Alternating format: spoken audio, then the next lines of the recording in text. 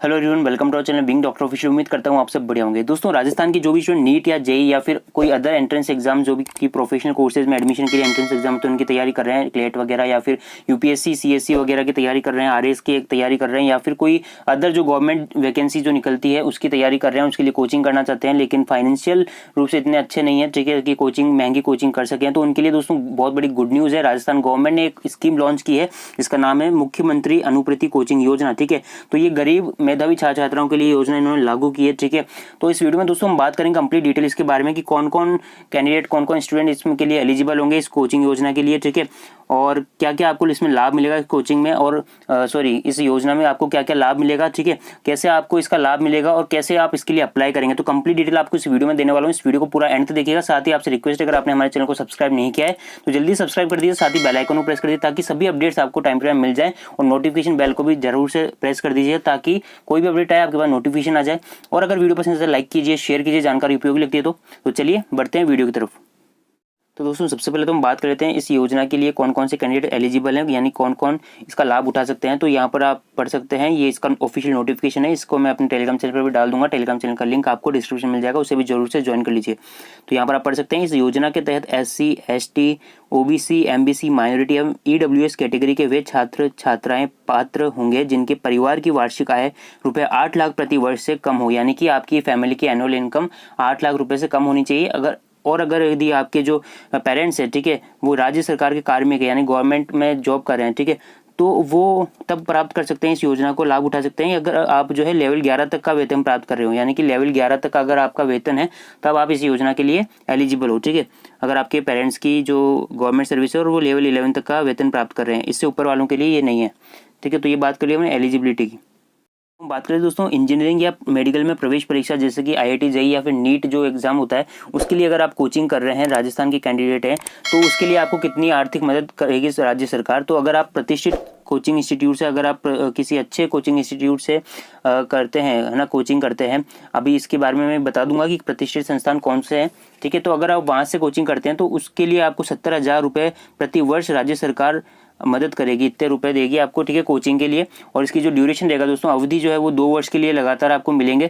2 वर्ष का मतलब है दोस्तों कि 11वीं के लिए और 12वीं के लिए, क्योंकि 10th के बाद 11th और 12th दोनों साल के लिए आपको कोचिंग के लिए राज्य सरकार आपको 17,000 रुपये अलग अलग प्रति वर्ष देगी, ठीक है।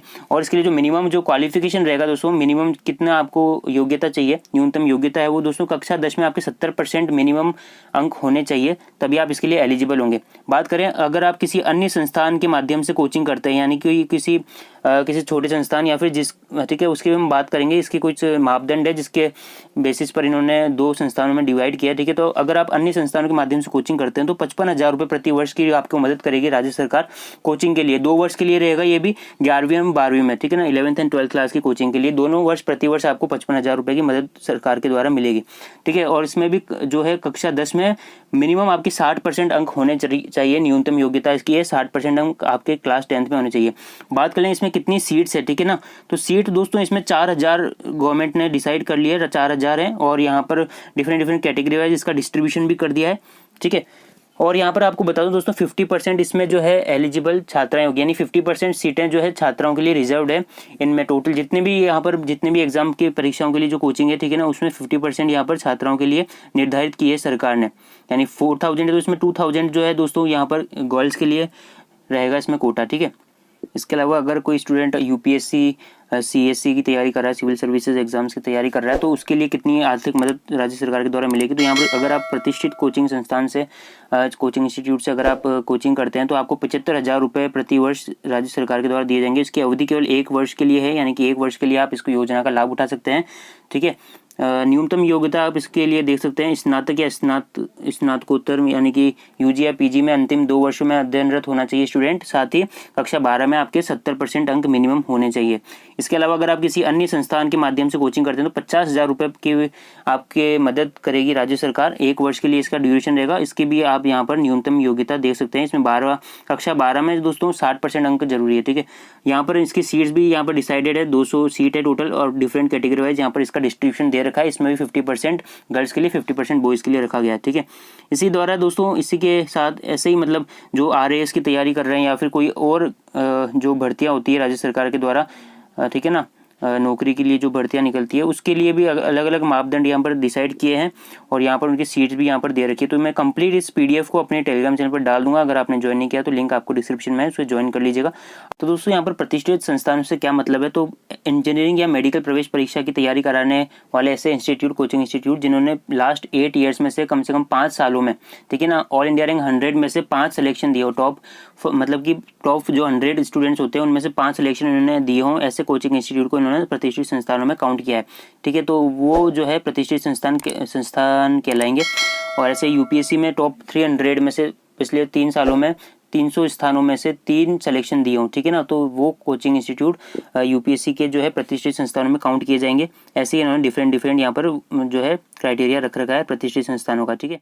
अब हम बात कर लेते हैं यहाँ पर सिलेक्शन का बेसिस क्या रहेगा। तो यहाँ पर आप पढ़ सकते हैं सिलेक्शन किस आधार पर होगा, तो परीक्षार्थियों की मेरिट का निर्धारण उक्त तालिका में वर्णित न्यूनतम योग्यता 12वीं या 10वीं के प्राप्त अंकों के आधार पर किया जाएगा। मेरिट निर्धारण के लिए 10वीं या 12वीं की बोर्ड परीक्षा में सीबीएसई द्वारा प्रदत्त प्रतिशत को 0.9 से गुणांक से गुणा किया जाएगा, जबकि आरबीएसई बोर्ड के 10वीं 12वीं में प्राप्त प्रतिशत को यथावत रखा जाएगा। यानी कि आपका सिलेक्शन 10th या 12th के मार्क्स के बेसिस पर, जो मिनिमम जो क्वालिफिकेशन उन्होंने दे रखी है उसके मार्क्स के बेसिस पर जो है यहाँ पर निर्धारित किया जाएगा, मेरिट बनाई जाएगी, ठीक है, उसके अनुसार आपको यहाँ पर सिलेक्शन मिलेगा।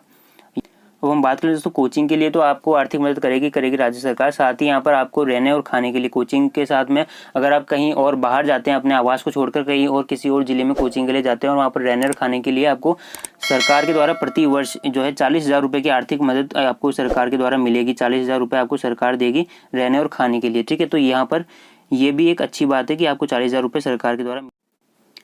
अब बात करते हैं दोस्तों यहाँ पर जो है जिलेवार यहाँ पर निर्धारित किया जाएगा लक्ष्य, यानी कि डिफरेंट डिस्ट्रिक्ट वाइड यहाँ पर जितनी भी सीट्स है उसको डिस्ट्रिक्ट वाइड डिवाइड किया जाएगा कि इस जिले में इतने जो है हमें यहाँ पर लेना है, स्टूडेंट्स को सिलेक्शन करना है इस योजना के लिए, ठीक है। तो वो उसके बेसिस पर यहाँ पर चयन किया जाएगा और उन सीटों में से दोस्तों 50% सीट्स जो है यहाँ पर लिख रखा है जो है छात्राओं के लिए रिजर्व रहेगी, यानी 50% छात्राओं को मिलेगी, 50% छात्रों को ये योजना का लाभ मिलेगा, ठीक है। तो यहाँ पर ये लिखा गया। और यहाँ पर अब बात कर लेते हैं कि आपको इसके लिए अप्लाई कहाँ करना है।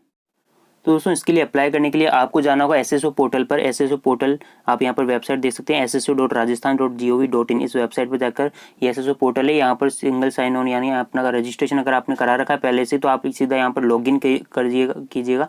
अगर आपने नहीं रजिस्ट्रेशन करा रखा है तो आप रजिस्ट्रेशन करा सकते हैं बड़ी आसानी से, यहाँ पर अपना रजिस्ट्रेशन कराइए, ठीक है। और इस योजना का जो है आपको लिंक वहाँ पर मिल जाएगा, ठीक है, अनुप्रति योजना नाम से। तो वहाँ पर आप इसके लिए अप्लाई कर सकते हैं, रजिस्ट्रेशन करा सकते हैं, अपनी डिटेल वगैरह दे सकते हैं। तो सिलेक्शन का बेसिस मैंने आपको बता ही दिया है, वो 10th एंड 12th के मार्क्स के बेसिस पर आपका सिलेक्शन करेंगे। मेरिट के आधार पर यहाँ पर जितनी सीट्स हैं उसके अकॉर्डिंग, रिजर्वेशन के अकॉर्डिंग यहाँ पर डिफरेंट कैटेगरी वाइज यहाँ पर रिजर्व कर रखी है सीटें, उसके अकॉर्डिंग आपका सिलेक्शन होगा। तो ये कंप्लीट डिटेल मैंने आपको बता दी है। अगर वीडियो पसंद है लाइक कीजिए, शेयर कीजिए और चैनल को सब्सक्राइब कर दीजिए। तो मिलते हैं अगले वीडियो में अगले अपडेट के साथ में, तब तक के लिए जय हिंद।